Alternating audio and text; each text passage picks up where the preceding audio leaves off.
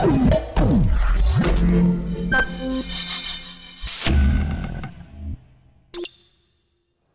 what's up, Terrifics? Here at CES Asia in Shanghai, China. Can you believe it? Unbelievable. We made it outside. You actually see the outside of a convention center, and we actually are in China. Now we can prove it. It's not just some convention center in Chicago that we're calling CES Asia.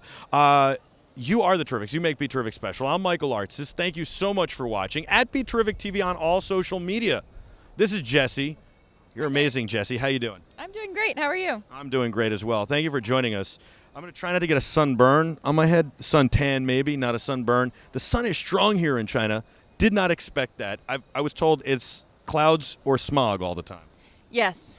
But no, it's not. It's beautiful out. Look at this. You can see every building forever. Anyway, let's get to it. Jessie does some amazing work. She's a consultant for drones for all sorts of companies around the world. The drone consultant. Who knew that that was a title? But it is. And in addition, you work on humanitarian efforts through drone airlifts, which is unbelievable. How big a payload can we airlift? It depends on how much you want to spend on the drone, and depends on how far you'd like to get it. So typically between 1 and 2 kilos. 1 and 2 kilos in pounds would be what? About 1 pound. About 1 pound. Yeah. And so what are the types of things we're airlifting?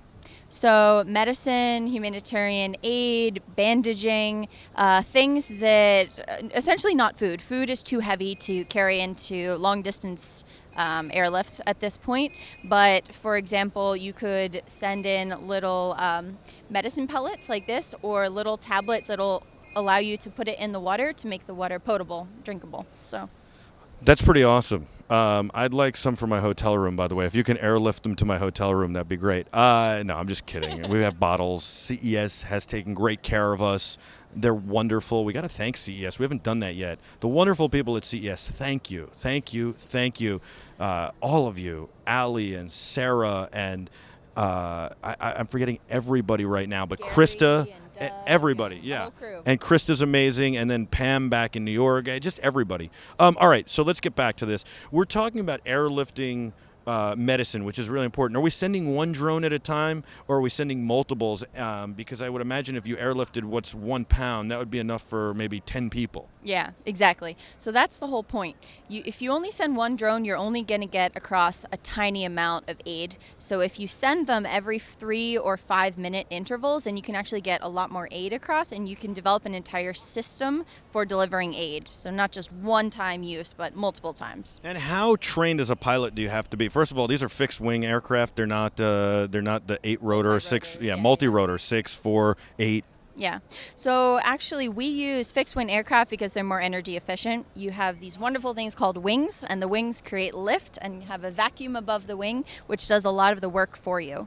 So when you're using a multi-rotor, they're not energy efficient enough to carry a big payload or go for longer than like 15 minutes to 30 minutes. So we use fixed wing aircraft to deliver lots of goods continuously over time. And how long are we talking? How long a distance are we really talking about that you can travel with these drones?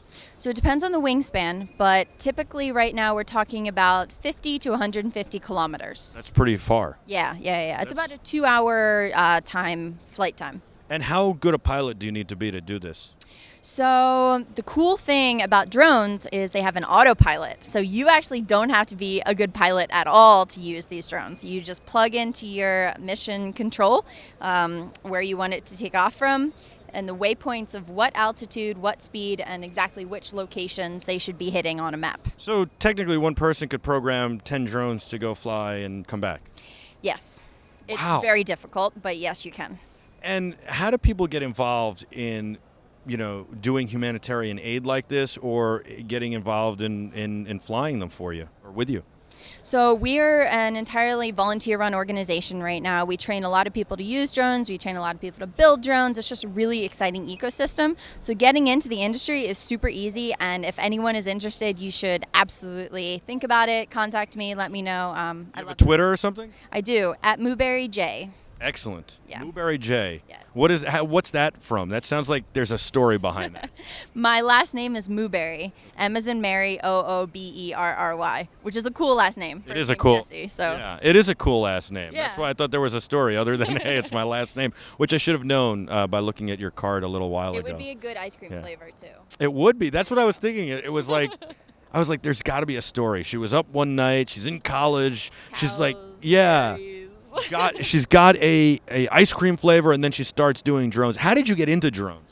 I started off as a finance and Chinese major at the University of Pittsburgh and started getting involved in startups and technology, and went through about 4 different startups before I found this awesome new project. The founder was a Air Force guy, a U.S. Air Force fellow who was out at a refugee camp in Jordan, and the refugees said, why can't you deliver food and medicine to our starving families back home, because they're besieged, they're surrounded by soldiers, there's no way to get any medicine or aid in. So he looked at blimps, he looked at gliding planes, he looked at anything. He even built a drone out of granola. The wings on. of the drone were granola. What happens How when it cool is rains? That? Well, it never got off the ground, so that wasn't a problem. I mean, that's really cool. It's just, I think practically like, what happens when the birds start eating it? But the idea was it would be a one-way flight, and then the People could eat it. civilians could eat it, Yeah. and they could take apart the battery and use that for certain things, and the lights they could use in their houses. But it have ended up not being the best way to deliver aid. It's a pretty cool idea, though, in concept. Yes. It seems like you have a lot of fun. How do people get in contact with you if they want to fly drones for their business, for agriculture, for whatever else, and have you consult for them? So if you want to get in touch with me, you can shoot me an email, mooberryj@gmail.com. And I'm working kind of across all industries right now. I started off in humanitarian, and I'm very passionate about humanitarian work, but it doesn't pay the bills as well as more traditional consulting. So I'm doing pipeline and some forestry work, and drones are a really exciting industry to be in right now and expanding rapidly. So it's amazing to me that you didn't, like, as a kid, love planes or like, RC planes or something, and like follow the hobbyist path and go to hobby stores and learn how to build your own, and then this became a passion because you're so involved and you have to be, especially to volunteer. And then you just kind of were like, yeah, I'm going to school for business, and you kind of found your way into it. That's really interesting. Yeah, I was just excited about the technology, and technology is neutral. It's what you do with it that matters. So I wanted to find a really awesome use for technology. I love it. Here's a woman doing some really great stuff with technology, and also can help you with your corporate application, and you can help her, but really help other people. That's the key. So at Mooberry J on Twitter and Gmail. and Gmail too. There Yep. you go. There you go. This is your continuing coverage of CES Asia in Shanghai. We're outside. Yeah. How cool is that? You are the Terrifics. You make BeTerrific special. Thanks for watching. Keep it locked here for more. Don't go anywhere. We'll be back right after this at BeTerrific TV for your social media hookup.